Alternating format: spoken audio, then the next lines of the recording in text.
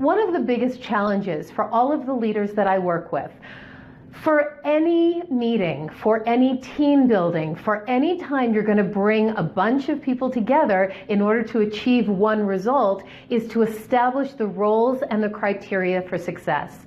Now, it has a double layer of challenge when some people are working virtually and some people are working in the office or on site.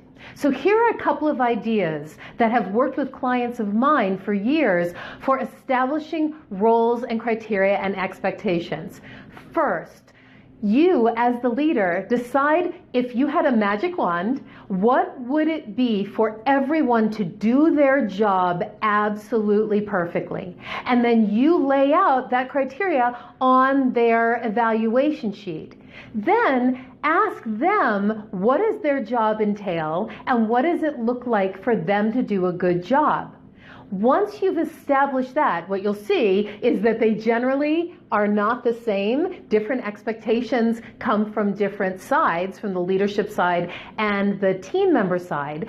And one of the best things you can do is establish the role and the criteria and what it looks like for them to be successful before any new project is taken on. Because what happens if you're in a virtual meeting or a blended meeting and there are people in the room and there are people on screen and you say, okay, who's going to head up this project?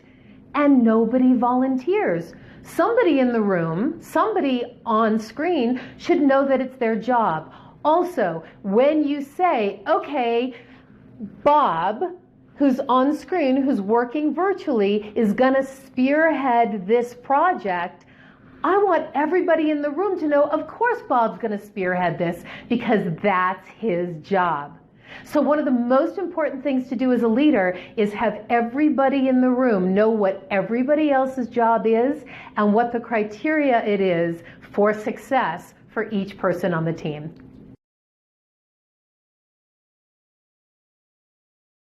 After the meeting, after you've had this blended meeting, how often do you touch base with the people who've committed to getting things done during that meeting? So what I recommend is ask people. Ask people after a meeting, after of course you've established the criteria for the meeting and what the point of the meeting is and who's committed to what during the meeting. And then you want to ask people before the meeting's over or have an individual conversation. People in the room, you can have it there in person or reach out. You want to ask the people, how often do you want me or us, the team, to check in with you to make sure that you're on track and everything's getting done?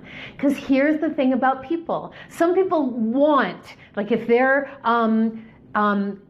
quality time people, they're going to want you to check in with them every day.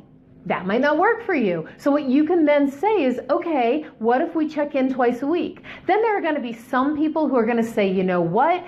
We'll check in at the end of the month. Now, a little bit of a warning about that. I was coaching with a CEO and she had hired a marketing director who was in another state. And she told him what she wanted. He went off and spent 3 months on this whole marketing plan.